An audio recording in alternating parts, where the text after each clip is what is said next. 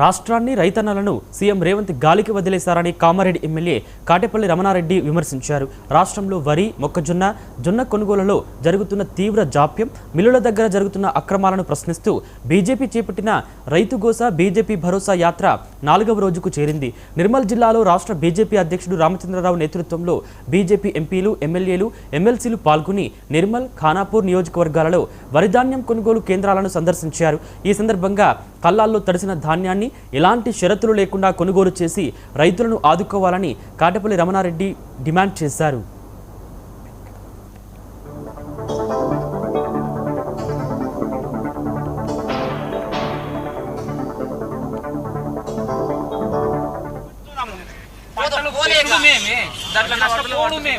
మళ్ళీ దీన్ని అమ్ముకున్నందుకు